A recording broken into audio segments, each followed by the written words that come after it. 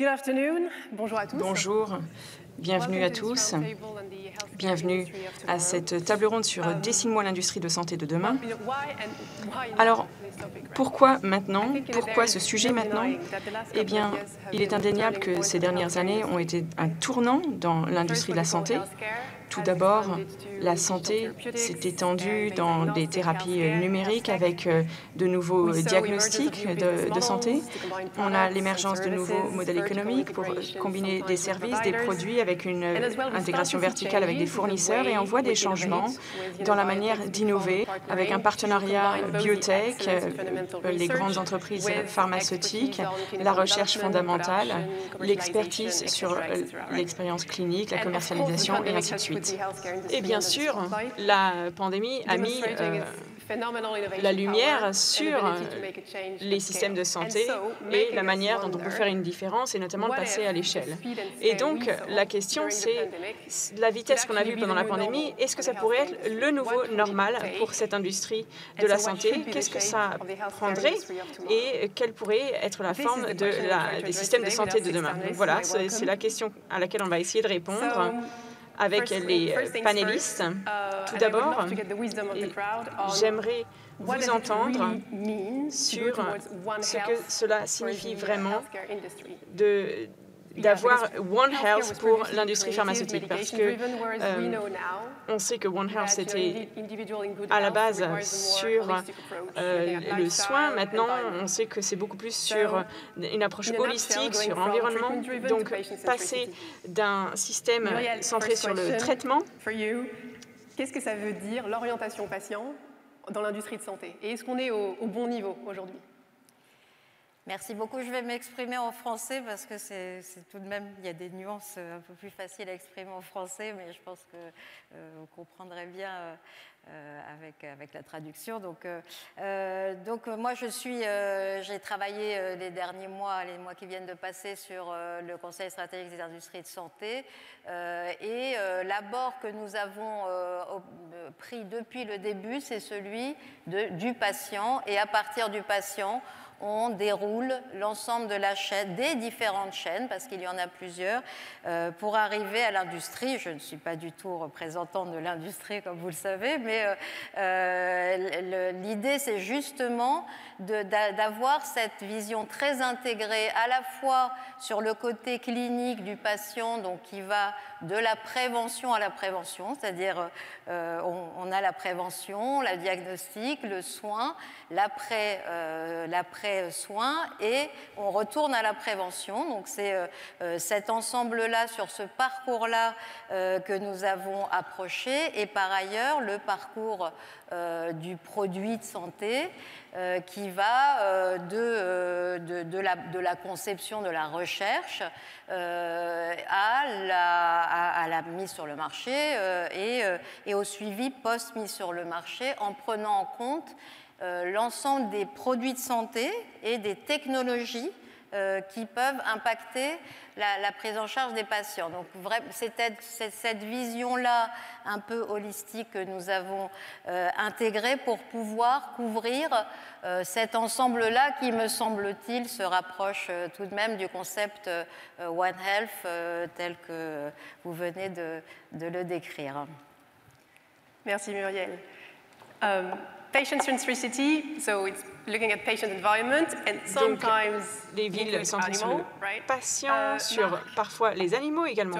Marc, quelles sont les implications sur la santé animale et la santé humaine, et pourquoi y a-t-il un lien entre les deux? Si vous me permettez, je vais aussi parler en français. Je suis vétérinaire de formation, donc quand cette pandémie est arrivée, pour nous, d'une certaine façon, il n'y avait rien de neuf.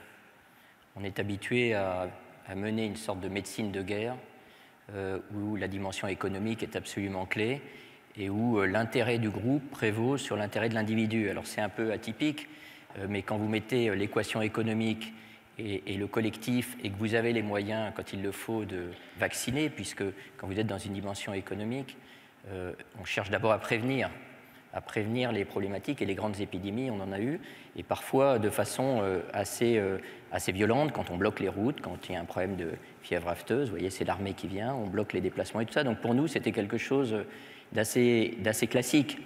Et on a regardé ça en se disant, d'ailleurs moi dans l'entreprise, avant le message passé par le président, la semaine d'avant, on a eu 5 cas de Covid, et en décortiquant ces 5 cas, en faisant une étude épidémiologique, ce qui était absolument évident, on a tout de suite conclu sur la durée d'incubation, la période où l'excrétion existait, qui était à peu près 12 heures avant les premiers symptômes. Et donc en fait, on a fixé des règles qui nous ont suivis pendant les 18 mois qui ont suivi et qui sont avérées exactes. Et donc en fait, cette période a démontré l'extraordinaire fragilité de nos sociétés. Moi, j'aime bien Eric Orsena qui dit l'organisme le plus simple. Alors, il n'est pas si simple que ça, le virus, mais il doit passer dans une cellule pour se multiplier. Comment l'organisme le plus simple a pu terrasser, mettre à genoux la société la plus évoluée? Alors, on peut discuter de ce qu'est une société évoluée, mais c'était un vrai sujet. Et donc, ceux qui ne concevaient pas l'idée d'une seule santé, qui inclut la santé animale, la santé humaine, mais aussi les écosystèmes et la santé de l'environnement, je crois qu'ils n'ont pas vraiment compris ce qui était en train de se passer. La complexité du monde de la santé humaine, c'est que vous voyez, vous avez une dimension sentimentale, vous avez les médias, tout le monde parle pour ne rien dire, etc. On amplifie les petits bruits qui complètement font que les personnes ne comprennent plus rien. Moi, j'ai fait le tour de mes sites en expliquant donc ce qui se passait et pourquoi cette maladie était finalement assez simple. Parce que l'important, c'est de comprendre les 90% et de ne pas comprendre les 10%. La PCR, on connaît parfaitement. Voilà. Alors, comme vous l'avez entendu au travers des autres vétérinaires, il y a eu beaucoup de frustration dans cette période parce qu'on n'a pas eu droit à la parole. On connaissait parfaitement, il faut savoir que les coronavirus, on les connaît très bien, puisque les premières maladies qui ont été reconnues dues à des coronavirus, vous voyez, ça date d'il y a plus de 70 ans, c'est la bronchite infectieuse de la volaille, c'est la gastro-entérite du porc, et finalement, on a vécu parfaitement comment les variants ont évolué, comment on a pu finalement, avec plusieurs vaccins, ce qu'on appelle des protectotypes, protéger quand même, malgré ces variants. Variations. Vous voyez, toute cette partie-là, on la connaît, et donc on regarde ça un peu comme des spectateurs, on se dit, quel dommage de ne pas faire plus appel à nous. Mais malgré, vous voyez, nos connaissances limitées, vous voyez, les vaccins, on savait très bien, on utilise des vaccins vivants atténués. On sait très bien que les vaccins inactivés ont une efficacité assez limitée, ou des vaccins vectorisés. Donc toutes ces technos, on les connaît, et on a vécu un peu tout ce qui s'est passé avec frustration, même si je conçois que ce soit très difficile, que souvent les décisions, finalement, comme le disait M. Larcher, président du Sénat, finalement, aujourd'hui, le taux de vaccination est extrêmement élevé. Alors, 80%, c'est élevé, un peu plus en France pour les plus de 12 ans, mais nous, souvent, notre avantage, c'est qu'en élevage, c'est 100%, ou alors on garde quelques sentinelles, mais pas plus que ça. Alors, il y a un autre élément, alors, vous voyez, c'est très paradoxal, et puis, il y a un autre élément qui est très curieux, c'est qu'à l'inverse, la médecine personnalisée, l'animal de compagnie, s'est extrêmement développé. C'est-à-dire que d'une certaine façon, autant en humaine, on est passé de la médecine personnalisée, individuelle, voire le traitement de maladies rares, ce qui est aussi important, vers une médecine collective. Nous, c'est presque l'inverse qui s'est passé. C'est-à-dire que les personnes étant confinées, quarantaine, restant chez elles, ont développé des liens extraordinaires avec leur animal. Et il faut voir qu'aujourd'hui, aux États-Unis, 84% des personnes ne disent pas qu'ils sont propriétaires d'un animal de compagnie, ce sont des parents, ce qu'on appelle la pet humanization. C'est à peu près 60 à 70% en Europe. Et donc, en fait, aussi curieux que ça puisse paraître, nous, on est plutôt passé d'une médecine collective de guerre vers une médecine individualisée pour l'animal de compagnie. Aujourd'hui, par exemple, en Angleterre, les vétérinaires, ils ne sont pas assez nombreux. Ils demandent aux propriétaires de ne plus adopter d'animal parce qu'ils ne peuvent pas s'en occuper. Vous voyez, donc, on est parti dans un paradigme un peu différent pour nous. Et là, dans ce domaine-là, on va totalement suivre l'animal de compagnie étant devenu l'enfant, on va complètement suivre ce qui se passe en humaine. Merci Marc. So we see more interconnections, collaborations between human health, animal health, being in the context of pandemic or actually not. De la pandémie ou pas. Plus this, we have new fields Et on a également de nouveaux champs de recherche. For example, who have an enormous potential of moving the needle. On a vraiment un potentiel énorme de faire bouger les choses. pour découvrir de nouveaux potentiels. Donc tous ces facteurs demandent des changements dans la manière de faire de l'innovation. Et donc je me tourne vers vous, John. Qu'est-ce que l'industrie pharmaceutique a appris dans la manière d'innover grâce à la pandémie? Est-ce qu'on a commencé à appliquer certaines des connaissances? Je pense qu'un des gros enjeux, et là je peux parler peut-être d'un silo, de bien des manières, l'industrie dépendait de la santé humaine et de la recherche. Je vais parler un petit peu de ce qui s'est passé ensuite, mais il y avait des obstacles fondamentaux et notre capacité à répondre, notre capacité de réponse à la pandémie était essentiellement liée à des collaborateurs préexistants avec lesquels on a travaillé depuis au moins 2 décennies. Aux États-Unis, quand les premiers cas ont été identifiés, ils se sont tous tournés vers le CDC américain. Moi, j'ai appelé le CDC pour demander si on pouvait obtenir des spécimens, et bien sûr, ce n'était pas le cas. Et ça fait plus de 2 décennies qu'on travaille ensemble. Donc, il y avait des enjeux uniques et il fallait déjà identifier, il fallait déjà voir où nous commencions et c'était cela qui déterminait jusqu'où on pourrait aller. PCR versus antigène, par exemple. Je ne peux pas vous décrire combien de mois de discussions on a pu avoir pendant qu'on développait ces tests, mais d'un point de vue réglementaire, d'un point de vue de santé publique, c'est les épidémiologistes qui ont compris que si on pouvait avoir les 90% ceux qui transmettaient, à ce moment-là, on attrapait ceux qui avaient de l'importance. Et c'était un obstacle énorme. Maintenant, on a réussi à gérer tout cela un petit peu partout dans le monde, je pense. Mais on a vraiment beaucoup progressé aux États-Unis. On a des tests maintenant qu'on peut faire chez soi. Mais on a beaucoup appris. C'était un nouveau virus. Où est-ce qu'on commence? Les tests nésopharyngés, salivaires. Donc voilà, on a dû apprendre au fil de l'eau. Et je pense qu'on apprend tous constamment. Olivier, on voit qu'il faut collaborer entre fournisseurs de santé, les industries pharmaceutiques au niveau international, mais également national. Ces coalitions, qu'est-ce qu'elles apportent? Comment est-ce qu'elles aident à aller plus vite? Cette crise du Covid-19, elle a effectivement révélé l'importance de l'industrie et de la collaboration au sein de la chaîne de valeur. Mais au fond, l'importance de l'industrie de santé, c'est près de 20 ans qu'on dit que c'est un secteur stratégique et le Covid a fini par le révéler à tout le monde. C'est plutôt une bonne nouvelle à ce titre-là. C'est un malheur qui nous apporte enfin une bonne nouvelle sur un secteur qui a été probablement un peu affaibli et délaissé. Délaissé à un moment où, en fait, la science est accélérée considérablement, c'est ce qui vient d'être dit, considérablement, ce qui fait qu'on peut réimaginer aujourd'hui toute la chaîne de valeur et sur les 5-10 dernières années, il y a eu une accélération qui a été massive. C'est pour ça qu'il est aussi effectivement important qu'on collabore et qu'on travaille au niveau industriel. Pourquoi ça a été massif? C'est parce qu'aujourd'hui, que ce soit de la recherche ou à la commercialisation, on peut quasiment tout accélérer. On peut aujourd'hui définir des nouvelles cibles thérapeutiques, ça a été le cas avec le Covid, en quelques semaines. En quelques semaines, il y a des anticorps monoclonaux qui ont été mis en production extrêmement rapidement. On peut du coup faire et designer des molécules très vite. Ce qu'on ne savait pas faire il y a 15 ans. Aujourd'hui, on sait faire des choses très complexes, très rapidement.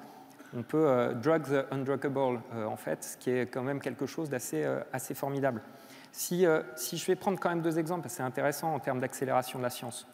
Aujourd'hui, quand vous prélevez le liquide cérébrospinal d'un patient avec une sclérose en plaques, vous pouvez aller regarder avec la single cell technology 2000 gènes sur toutes les cellules que vous allez prélever. Et vous allez pouvoir aller regarder les dysfonctionnements à ce niveau-là de précision. C'est ce type d'accélération qu'on est en train de vivre dans notre industrie et c'est pour ça que moi je me bats avec beaucoup pour que cette industrie soit considérée comme stratégique et importante. Un autre exemple qu'on connaît, c'est pour ça que je me bats aussi pour qu'il y ait un cluster ou des clusters en oncologie en France. Si vous prenez l'environnement tumoral, aujourd'hui vous êtes capable d'aller regarder autour de la cellule cancéreuse l'ensemble des interactions des fibroblastes, des lymphocytes, des NK cells, et trouver les réponses adaptées pour chaque patient. Là aussi, c'est une accélération qui est majeure. Donc, une fois encore, il y a plein de choses encore que je pourrais expliquer un petit peu après, mais sur des tendances et de cette accélération. Mais déjà, qu'il y ait une prise de conscience générale, que cette industrielle est importante, qu'il faut l'accompagner parce qu'elle est dans un moment totalement déterminant en termes d'accélération, c'est un premier message que je voulais faire passer. Entendu, je pense. And to actually do that, because the acceleration, right? Et ce que vous faites, cela demande de nouvelles méthodes, de nouvelles capacités. On parle de data, on parle de preuves, du numérique. Pour l'industrie pharmaceutique, ça veut dire construire, acquérir des capacités. Je me tourne vers vous, Anna-Maria. Quelles sont les capacités dont vous avez besoin pour permettre cela? Alors, je pense qu'on a cette capacité en Europe. Je pense qu'on a vraiment la puissance au niveau de l'industrie pharmaceutique. Comme vous l'avez mentionné, on a vu comment ça pouvait accélérer. Tout le monde doit se concentrer pour atteindre le même objectif, mais les enjeux que je vois, que j'identifie, c'est qu'à l'heure actuelle, on pense que cette force, cette puissance, on pense qu'elle est normale. Et on ne considère pas que c'est quelque chose qu'on doit développer, alors que c'est très difficile de conserver cette accélération et ce dynamisme. Toutes les transformations que vous avez mentionnées comportent un élément de numérique.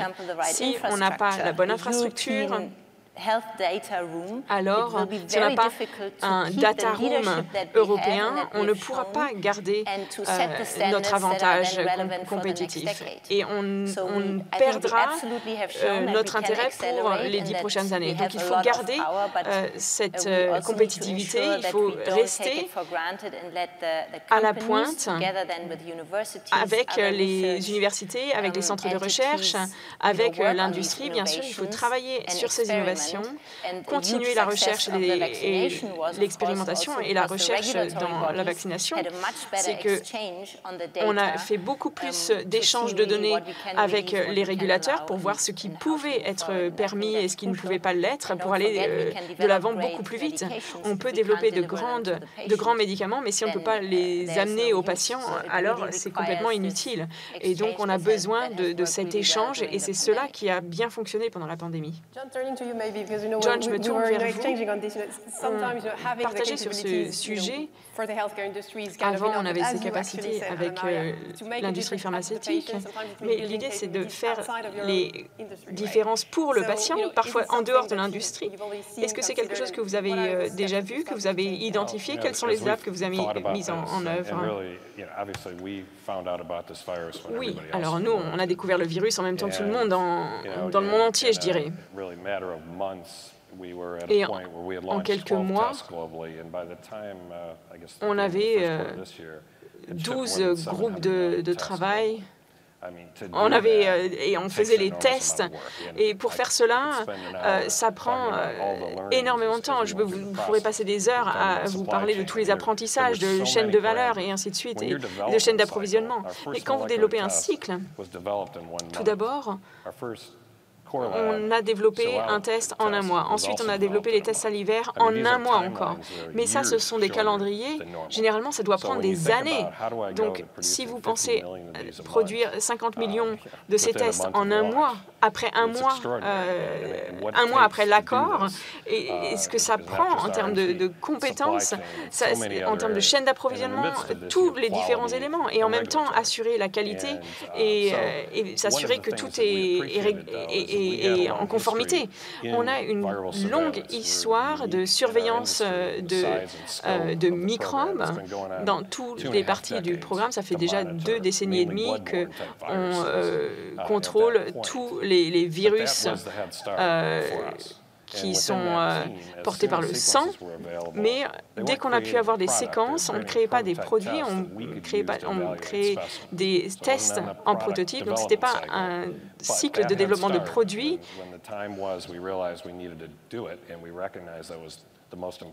Mais on a reconnu qu'il y avait un outil primaire à développer. Ensuite, c'est la collaboration qui a vraiment tout changé.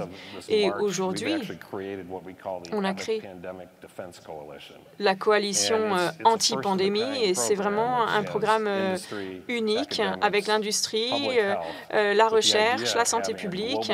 Et l'idée, c'est d'avoir cette coalition de sites qui sont formés pour rechercher que ce soit de nouveaux virus ou des virus réémergents et d'atténuer cette réémergence ou cette émergence pour les maladies infectieuses qui pourraient avoir un potentiel de pandémie.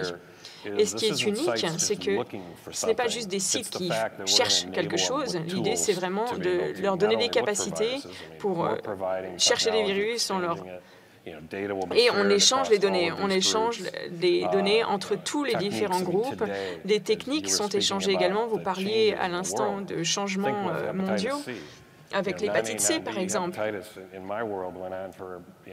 Pour moi, il y a 12 et 14 ans, avant de savoir ce qu'il causait, aujourd'hui, on peut prendre 320 millilitres de sang et en 2 ou 3 jours, si c'est un échantillon pour l'hépatite C, on peut séquencer tout le virus et le caractériser. C'est ça la différence, c'est la puissance de ce qu'on peut avoir aujourd'hui.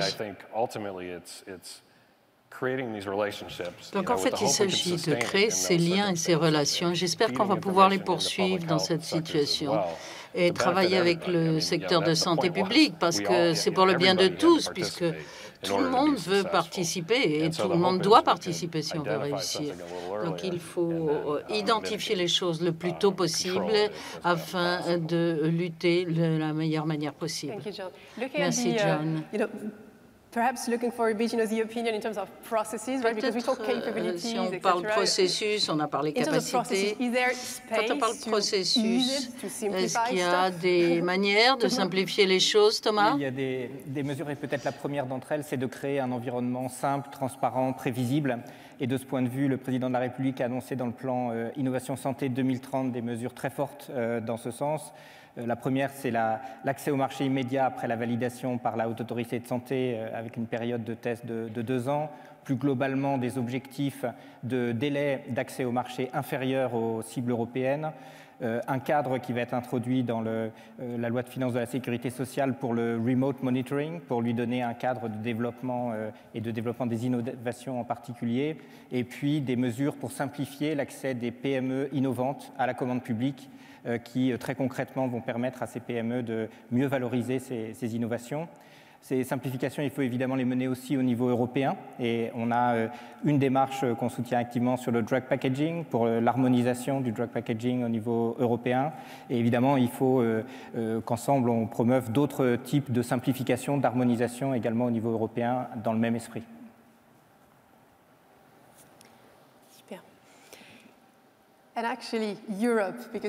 En fait, l'Europe, vous savez, on a commencé par dire que peut faire l'industrie, que peut-on simplifier, mais qu'en est-il du rôle de l'Europe?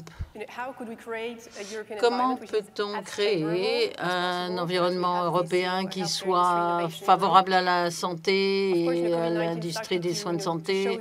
La COVID-19 a commencé à montrer ses progrès et la disposition des uns et des autres à aller dans ce sens, mais je me tourne vers Anna Maria. Vous êtes européenne, vous êtes allemande dans une société européenne. Comment réfléchir au rôle de l'Europe? Eh bien, l'Europe a un rôle crucial pour nous apporter, en tant que société européenne, un marché qui soit suffisamment grand pour nous développer. On a parlé des opportunités de la gestion des données. Nous avons besoin de cet accès unifié à des données européennes. Sinon, il sera difficile pour nous de concurrencer les espaces de données aux États-Unis ou en Chine, par exemple. Comme l'a dit le ministre, l'Europe a joué un rôle crucial pour harmoniser le travail des différents acteurs afin de pouvoir nous permettre de développer nos capacités, parce qu'il s'agit non seulement d'innover, mais aussi de rendre ces innovations applicables à nos marchés. Comme vous le savez, en Europe, on pense souvent qu'on est différent, mais on a une compréhension commune du fait que les soins de santé doivent être accessibles à tous et l'Europe doit permettre de mettre les innovations à la disposition de tous tout en les finançant.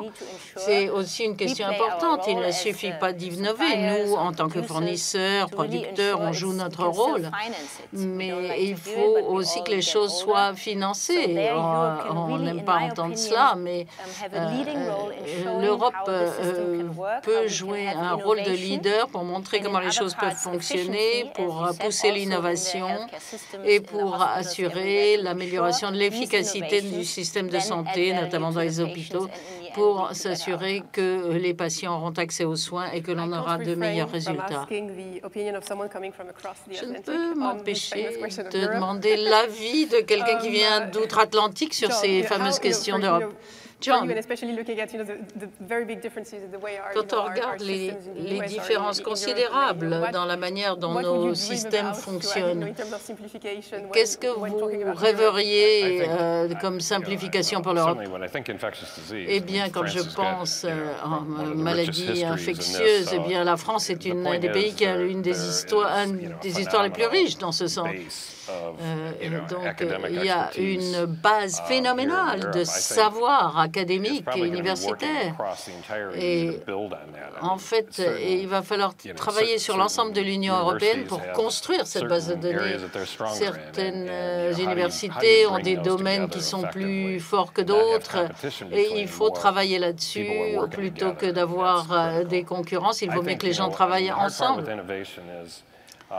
Ce qui se passe avec l'innovation, c'est que tout le monde a sa définition. Une innovation peut se révéler de manière très différente et dans des domaines très différents. Et pour l'innovation, ce qui est important, c'est de la traduire dans la pratique. Il faut avoir les ressources qui vous permettent de prendre un concept et de le rendre accessible et abordable. Et une partie de ce parcours signifie des processus de contrôle qualité, des environnements réglementaires. Et là, aux États-Unis, et là, l'Europe, pour cela, sera un avantage parce que vous aurez un environnement de normalisation plus homogène. La marque CE est un seul aspect, alors qu'il y en a plus de 53 pour le monde dans les différents pays. Donc, pensez à cela, parce que toutes ces agences réglementaires différentes demandent des choses différentes. Et ça coûte du temps et de l'argent. Et c'est très chronophage. Donc, l'idéal serait de fonctionner au plan mondial, mais enfin, en tout cas, plus on peut faire pour homogénéiser les choses, mieux ce sera.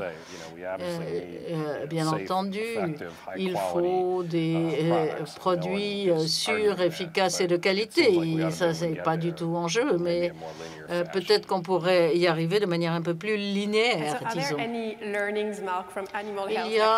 Y a-t-il des enseignements à tirer de la santé animale qui puissent nous servir ici, quand on pense à l'Europe et à la simplification? C'est absolument clé.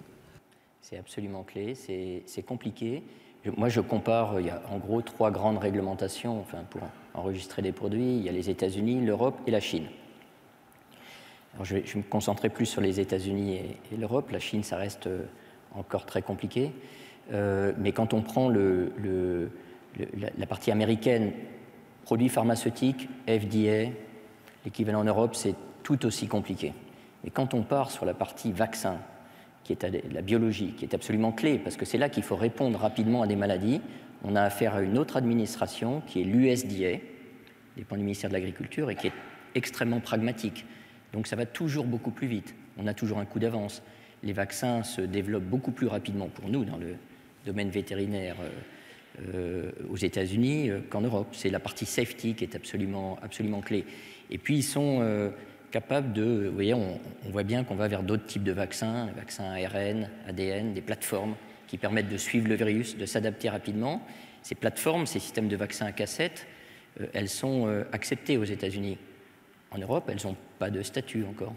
Donc il va falloir les bouger parce que sinon on aura toujours un train de retard. Et quand on voit l'impact économique, l'impact social d'une crise comme celle qu'on a vécue, les crises vont s'accélérer et se succéder.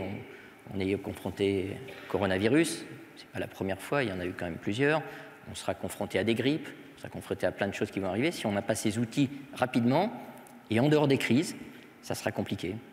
Voilà, donc c'est bien, l'Europe, on voit qu'il y a quand même des compétences absolument exceptionnelles. On le voit aujourd'hui, hein, c'est évident. Il faut juste donner les moyens à ces gens-là de s'exprimer. On parlera peut-être du financement, pouvoir s'exprimer, avoir accès à des financements rapidement. Et puis d'une certaine façon, simplifier les choses. Il faut, c'est une sorte de gros mot, mais du bon sens. Ayons un peu de pragmatisme et de bon sens. Thomas, pragmatique, bon sens. France, do we do something? What do we put forward at the European Union, right? Que faire au niveau de l'Union européenne dans ce sens-là? L'Europe doit apporter 2 réponses majeures à la crise pour montrer que collectivement on a tenu compte des leçons. La première, c'est une politique industrielle du médicament, et la deuxième, c'est une capacité commune de réponse rapide. Sur la politique industrielle, on propose avec une dizaine d'États membres ce qu'on appelle les projets d'intérêt commun européen, donc des grands projets de politique industrielle dans lesquels les États membres s'organisent pour financer, ici depuis la R&D sur la recherche et développement sur des biothérapies jusqu'au financement de capacités de production en Europe. Donc toute la chaîne de finalement la résilience future de l'Europe, à la fois en capacité d'innovation dans les entreprises et en capacité de production.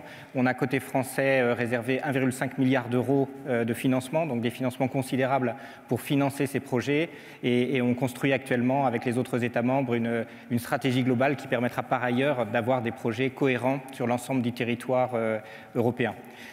On a d'ailleurs une très bonne réponse des acteurs français, puisqu'on a fait un appel à projet dans lequel 300 entreprises, depuis les plus petites jusqu'aux plus grandes, ont présenté des projets qui peuvent contribuer à cette politique industrielle européenne. Et puis donc ça rendra l'industrie européenne beaucoup plus résiliente face à une future crise. Et puis le deuxième élément, c'est la capacité de réaction rapide. On s'inspire ici de la BARDA, évidemment américaine, qui a fait ses preuves dans le domaine, avec le projet d'agence ERA. Et il nous semble on pousse en tout cas l'idée d'une mise en œuvre très rapide, dès début 2022, d'une premier élément d'agence qui répondra à ces enjeux, à la fois d'anticipation, de capacité d'anticipation commune sur des crises futures, de réaction rapide, de capacité à libérer des fonds soit pour des traitements, soit pour aussi de la recherche, pour lancer des programmes de recherche très rapidement. Et on est très attentif à ce que cette agence soit très agile, autonome, très réactive. Et ça sera une clé de succès pour évidemment jouer son rôle le jour où une nouvelle crise apparaît. Olivier, perhaps hearing that, what would it enable? What would it change for you? Quand vous entendez ça, qu'est-ce que vous changeriez là? Bien, évidemment, sur cette évolution, parce que ça a été dit tout à l'heure, quand vous êtes un industriel, vous regardez la géographie par bloc. Donc vous regardez les États-Unis, vous regardez la Chine, puis vous regardez l'Europe. Et l'Europe, c'est pas un bloc. L'Europe, il y a une singularité, c'est l'autorisation de mise sur le marché européenne qui est unique, c'est vrai. Mais ensuite, vous avez 27 pays avec des régulations différentes, avec des enjeux différents. Mais même avant l'accès au marché, faire des essais cliniques en Belgique, en Espagne ou en France, ce n'est pas les mêmes réglementations, vous avez des difficultés un peu partout. Et cette crise a permis une chose, c'est de se dire qu'on pouvait éventuellement aller vers une Europe de la santé, quelque chose de plus homogène. Et nous, on l'appelle de nos voeux, au fond, avoir un bloc qui soit plus homogène en termes de simplification, de réglementation, de régulation, ça peut avoir du sens. Après, il y a d'autres éléments, ceux qui ont été évoqués sont super importants, une politique industrielle pour pouvoir avoir quelque chose de cohérent, une résilience face aux crises, mais il y a probablement d'autres étapes. Ça a été évoqué sur les bases de données. Je pense qu'on a la chance d'avoir en Europe des bonnes bases de données. Il faut qu'on aille plus loin sur des méga fichiers à taille et à profondeur critique pour pouvoir en extraire les signaux rapidement. Et avec toutes les connaissances qu'on a, on a très bons mathématiciens en Europe, faire du machine learning et de l'intelligence artificielle pour aller exploiter ça. Ça, c'est un premier point. Après, il y a un changement culturel sur la création des boîtes. On a beaucoup d'universités de très bon niveau et d'universitaires de très bon niveau. Moi qui ai vécu aux États-Unis, j'ai vu que les universitaires de bon niveau, ils pensent immédiatement au brevet et à la société qu'ils peuvent créer. C'est un peu différent en Europe. Ça commence à changer. Il y a un changement culturel qui s'opère. Et je pense que c'est bien, mais il va falloir l'accompagner avec un truc important, c'est aussi les fonds d'investissement. Il y a eu le rapport Tibi qui est très utile et là aussi qui est une très bonne évolution. Mais je ne vais pas vous noyer de chiffres, mais quand même, quand il y a 802 deals de tours de table entre A et des séries plus lointaines, il y en a 634 aux US. 150 en Europe, et si on regarde la taille des deals, en fait, à partir de la série C et D, c'est 10 fois plus aux US. Donc les tours de table à plus de 15 millions, ils se passent là-bas. Là, il va falloir changer la donne parce qu'il faut qu'on ait des biotech, il faut qu'on ait des sociétés à taille critique là-dessus. Et puis, une fois qu'on a le changement culturel, une fois qu'on a investi, il faut effectivement la simplification de l'accès au marché. Je l'ai dit, 27 pays différents, c'est compliqué, donc il faudrait qu'on puisse y aller. Le président de la République, dans le CSIS, avait utilisé une expression que j'ai bien aimée, qui était on voudrait faire un système à l'allemande. Au fond, ça portait déjà en soi l'idée d'une sorte de convergence qui peut être utile, parce que quand on se dira demain, on peut lancer en Europe simultanément nos produits dans plusieurs pays avec des réglementations à peu près communes, on peut changer la donne en Europe. Marc, because we thought, capability, simplification, and you touched the mindset thing. On a pensé capacité, simplification. En Europe, est-ce qu'on a le bon état d'esprit pour innover ou est-ce qu'on doit encore progresser pour arriver à innover? Pardon.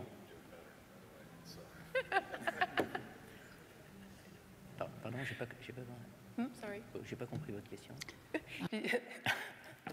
La question était, du point de vue état d'esprit, est-ce que l'état d'esprit est bon pour innover en Europe? On a un état d'esprit innovant. Je pense que oui. Par contre, on n'a pas la culture du risque. Et on parle encore de financement. C'est-à-dire qu'aujourd'hui, vous l'avez vu, aux États-Unis, ce qu'a fait Elon Musk dans un autre domaine, ça n'aurait pas pu exister, même imaginer exister en Europe. Donc il y a cette espèce de culture de risque. Les Américains sont des pionniers dans leur mode de fonctionnement. C'est ancré. Et donc ils sont prêts à faire des paris et le monde financier suit. Ça n'existe absolument pas. C'est un facteur limitant. Et vous le voyez d'ailleurs, il y a beaucoup de personnes, quand elles veulent avancer sur des projets, elles partent aux États-Unis. Un exemple quand même important dans ce domaine. Donc je crois que c'est d'abord vous voyez, on a quand même le principe de précaution. C'est quand même un truc qui est assez incroyable. Ça veut dire qu'on ne croit pas dans l'innovation, le principe de précaution. C'est-à-dire que si on ne sait pas, on ne fait pas. Alors, vous voyez, c'est quand même un truc, moi je ne comprends pas, on doit avoir un principe d'innovation. Et donc on est parti sur un système où il y a cette aversion au risque, en tout cas en France, alors qu'il y a, je crois, beaucoup de gens innovants, beaucoup de gens compétents qui ont envie de faire. Alors, il y a une écoute maintenant politique, je crois que l'entrepreneuriat est poussé. Il faut le pousser, je vois beaucoup de jeunes qui veulent y aller, mais ils vont buter à un moment un plafond de verre du financement. Et je suis d'accord, quand on passe les 15 millions, alors je ne vous parle pas de 300 millions, on a besoin d'aller vite. Pour faire ces grandes entreprises, il faut mettre beaucoup de moyens, il faut faire des paris et prendre le risque de perdre. Et ça, le monde de la finance ne le fait pas beaucoup. Well, I guess that's the moment where we say, hey, so now friends, je pense que c'est le moment où on dit, bon, alors les amis, comment on peut s'assurer que l'on veut satisfaire la demande d'innovation? Thomas, quelle est la stratégie qui permet de stimuler l'innovation pour les soins de santé en France? Une stratégie globale qui commence, et il faut le rappeler, par un grand nombre de réformes qui ont amélioré le contexte pour le développement des entreprises en général depuis quelques années, la réforme de l'impôt sur les sociétés, la réforme du marché du travail, la stabilisation du CIR qui, dans le domaine évidemment de la santé, est très important, ou récemment dans le cadre du plan de relance, la baisse des impôts de production qui a aussi un impact direct sur la compétitivité de nos entreprises, et puis des mesures de simplification avec dernièrement la loi dite ASAP, de simplification notamment pour les nouvelles implantations industrielles. On voit d'ailleurs que tout ce qui a été fait nous permet d'être pour la deuxième année consécutive le pays le plus attractif d'Europe pour les investissements industriels, et ça donc à la fois en 2019 et 2020, c'est un signe que les investisseurs étrangers perçoivent ces efforts d'attractivité. Et puis ensuite on complète ça, ces mesures générales, par des mesures dans le domaine de la santé spécifiques, et en particulier sur l'innovation. D'abord, on peut redire que durant le plan de relance, on a fait un gros effort de soutien, en particulier de l'industrie de santé avec, on a alloué 700 millions d'euros de soutien finalement à la résilience de notre appareil productif en santé. On a déjà financé 120 projets à peu près et on ira jusqu'à 700 millions, donc des montants assez significatifs. On a par ailleurs sur l'innovation essayé de concentrer nos efforts, à la fois les moyens financiers et puis aussi les autres leviers, la mobilisation de la recherche publique, les leviers réglementaires, sur 3 grands champs d'innovation.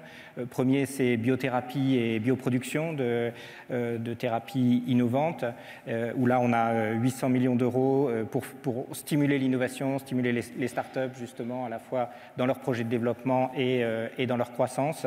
Un deuxième axe sur la santé digitale, donc toutes les innovations mobilisant le numérique pour la santé. On a 650 millions d'euros qui sont dédiés à cette stratégie.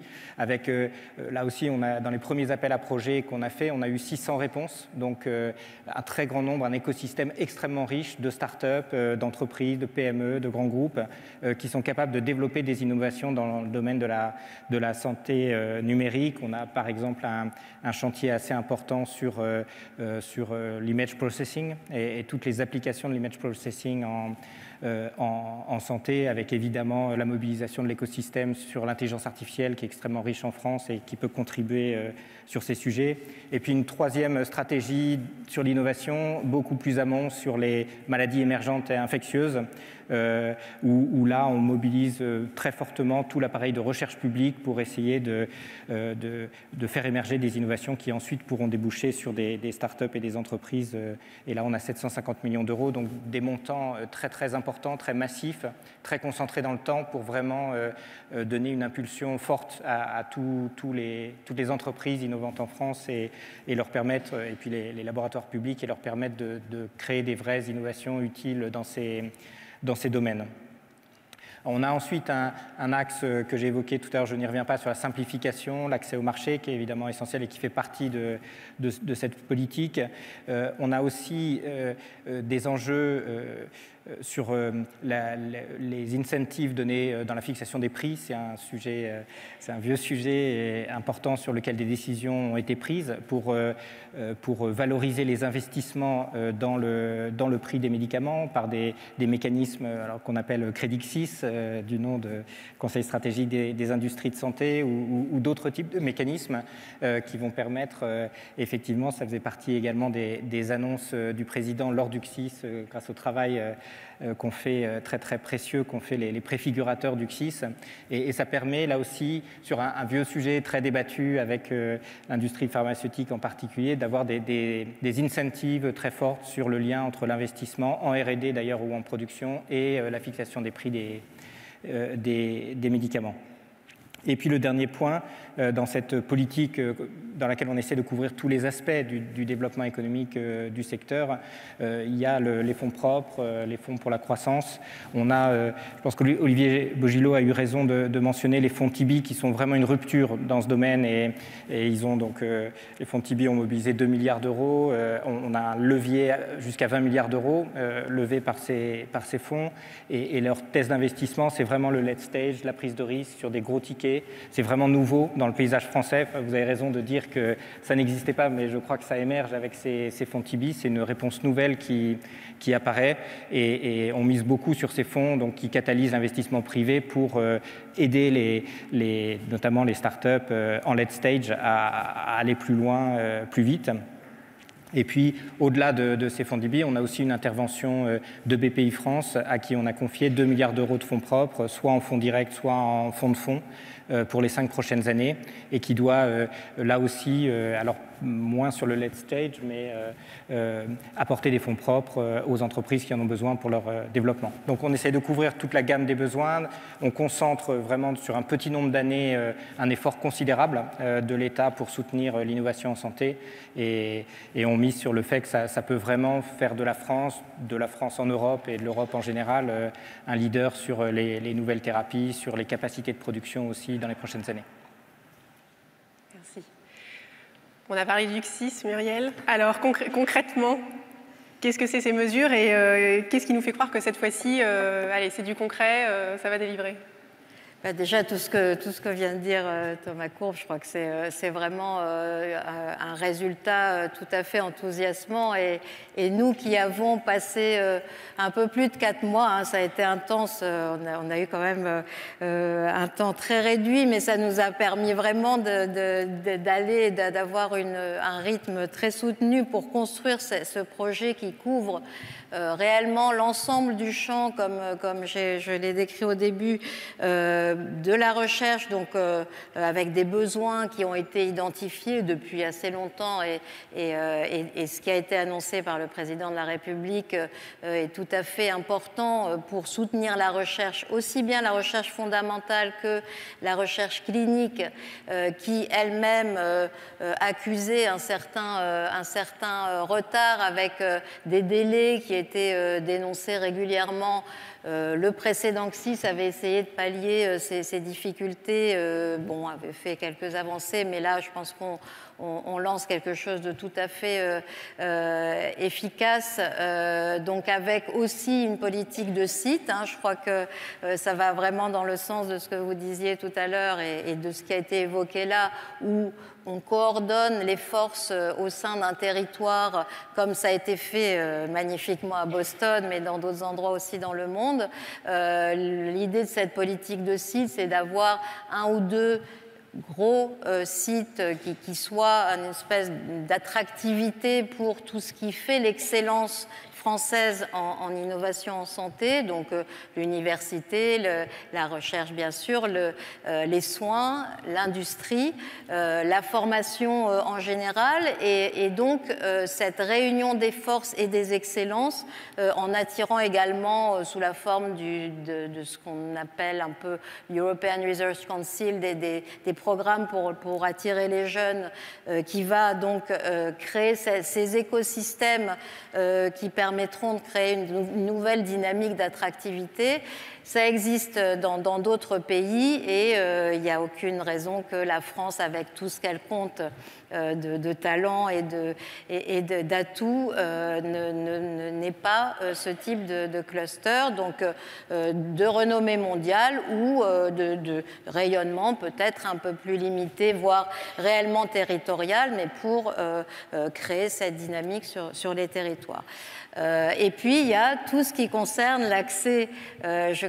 Pour attirer les entreprises, il faut qu'elles sachent qu'elles ont un accompagnement et une fluidité qui va de la recherche à l'accès au marché, puisqu'on parle d'accès au marché, mais permettez-moi de parler d'accès pour les patients, c'est ce qui m'intéresse le plus personnellement, mais il se trouve que ça match, donc c'est intéressant. Donc on a essayé de créer cette continuité avec le résultat du précédent CSIS qui visait à simplifier l'accès précoce. C'est quand même un atout français qui a été d'ailleurs repris au niveau européen. Simplifier cet accès aussi bien avant la première mise sur le marché qu'après, donc accès précoce, accès compassionnel, couvrant toutes les situations avec un travail extraordinaire qui a été réalisé tant par l'ANSM que la HAS et les services de l'État, bien sûr. Et donc, on a cet accès qui est précoce pour les innovations sans doute les plus de rupture, qui n'ont pas d'alternative, mais pour le reste, c'est vrai qu'il y avait cette étape un petit peu compliquée de l'évaluation par la Haute Autorité de Santé qui donnait ce qu'on appelle l'ASMR ou l'ASA pour les dispositifs médicaux, avec des niveaux plus ou moins importants et un niveau 4 qui finalement n'ouvrait pas l'accès au marché de façon certaine. Donc là, il y a ce premier niveau où ce qu'on appelle la liste en sus, mais est ouverte aux ASMR et ASA de niveau 4. Donc toutes les innovations vont pouvoir être offertes aux patients. C'est toujours le but recherché. Et puis l'accès, comme l'a dit Thomas Courbe, post-HAS, qui donc est en expérimentation, mais c'est quand même l'idée de détacher le patient de la procédure administrative qui va vers le prix. Donc on garantit jusqu'à l'évaluation qu'on est bien dans une certitude scientifique, une évaluation du bénéfice-risque pour l'autorisation de mise sur le marché, puis du service du progrès thérapeutique représenté par le produit par la HAS. Mais une fois qu'on a cette certitude, le patient, il n'a pas le temps, surtout quand il est atteint d'une pathologie grave comme un cancer ou des pathologies qui menacent le pronostic vital. Il ne peut pas attendre que les gens, qu'il y ait un accord sur le prix. Et donc, c'est l'idée de lui permettre d'y accéder dès cette certitude que c'est quelque chose qui est utile pour lui. Et donc ça va faire l'objet de... Bien sûr, ça n'est pas simple.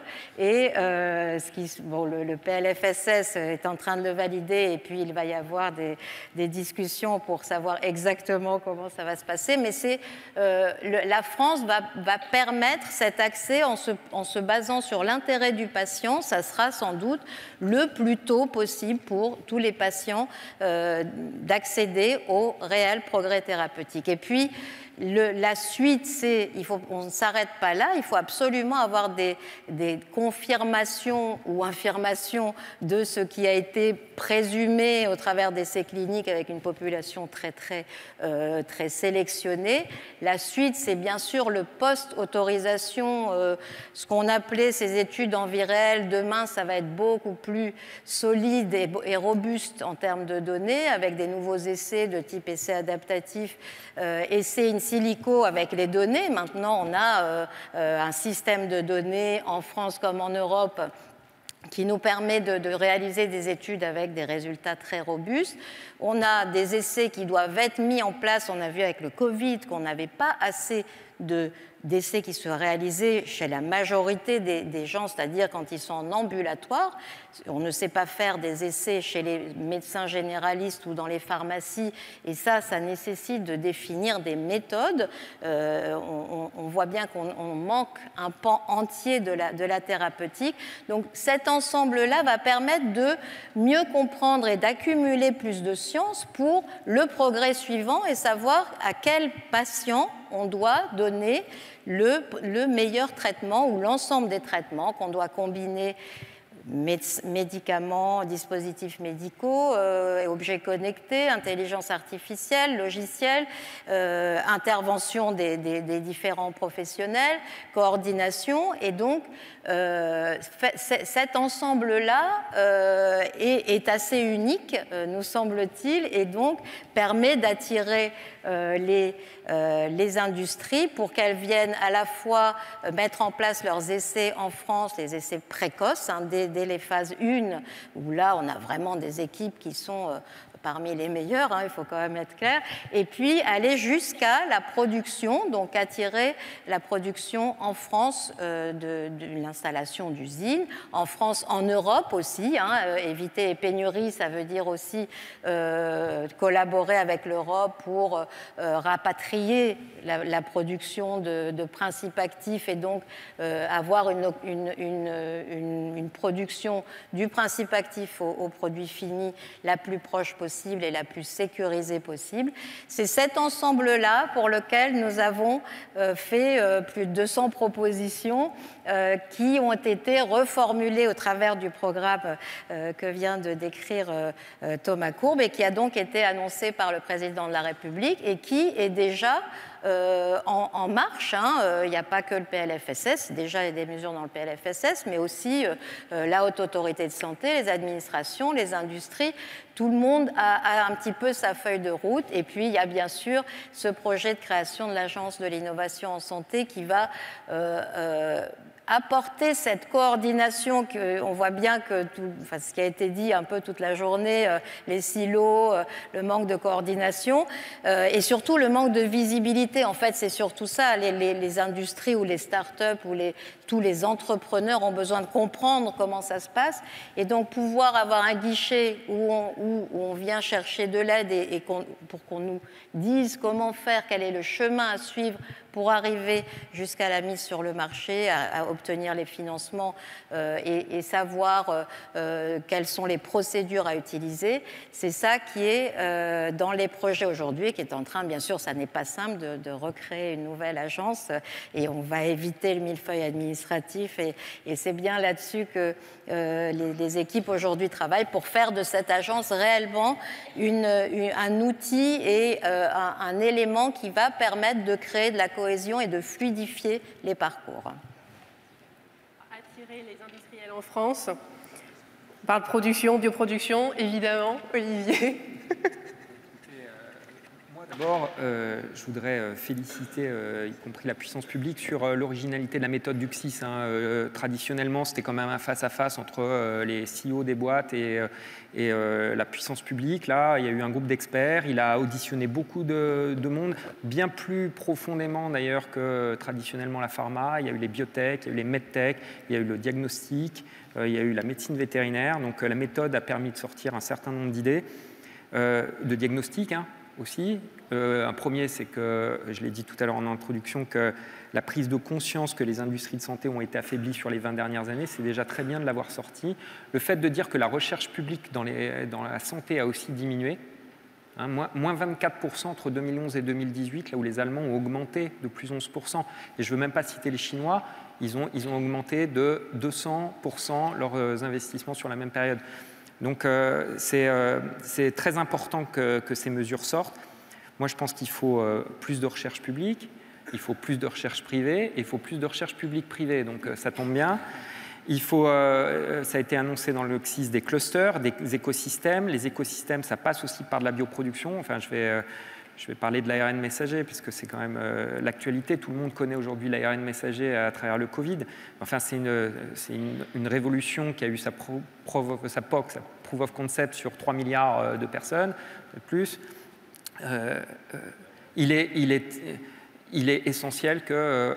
Et tout le monde s'est rendu compte que c'était une technologie qui permettait d'avoir un vaccin en 6 à 9 mois lorsqu'il y a une épidémie. Donc il était utile, il est super important qu'on puisse avoir des capacités de production sur le sol européen et sur le sol français d'ARN messager, et Sanofi a fait des annonces en ce sens. On est très heureux de pouvoir investir sur cette technologie-là demain. Il faut savoir que les nanoparticules lipidiques qui entourent l'ARN messager, on n'a pas de capacité de production sur le sol français. Il va falloir s'en doter. C'est un élément important. Un point aussi sur... la bioproduction en tant que telle, on est extrêmement dépendant de l'externe. Il n'y a que 5% des biothérapies qui sont produites sur le sol, donc on en apporte 95%. La ministre le dit souvent, on était leader européen de production dans notre secteur en 2004. Il s'est passé donc moins de 20 ans pour passer à la 4e place. On est passé derrière les Italiens. Là aussi, je pense que le plan qui a été annoncé par le président, qui ne s'appelle pas forcément CSIS, mais Santé 2030, il a pour objectif de rattraper ce retard, en tout cas le réinvestir. Si on arrive à faire tout ce qui a été dit, et je vais peut-être juste mettre une nuance parce qu'il y a eu énormément d'annonces, mais on est quand même dans un pays qui est la soutenabilité économique du médicament tourne autour de la finance publique et des budgets publics, et on sait très bien que les PLFSS, la situation économique du pays fait qu'il y a toujours un vieux réflexe de venir fermer les robinets et puis revenir sur les vieux réflexes de gestion comptable. On ne peut pas être d'un côté un État stratège et puis relancer un secteur et pas se donner les moyens de le faire. Et donc il faudra être très vigilant sur la partie budgétaire, parce que s'il y a un hiatus entre la vision stratégique et les conséquences budgétaires dans les différents textes qui vont sortir, et même d'ailleurs les éléments d'articles dans le PLFSS sur l'accès précoce ou sur l'accès post-HAS, il faudra faire des choses très précises pour correspondre aux principes qui sont on accélère, on donne du souffle à ce secteur, et puis on essaye de rattraper notre retard par rapport à d'autres continents. On va éviter les vieux réflexes, du coup, on entend bien. Et sur cette note, je voulais vous remercier tous pour ce débat que j'ai trouvé extrêmement inspirationnel. Et des remerciements spéciaux pour John et Anna Maria qui sont arrivés spécialement des États-Unis et d'Allemagne. Nous apprécions vraiment votre venue. Et sujet suivant, comment assurer la santé globale.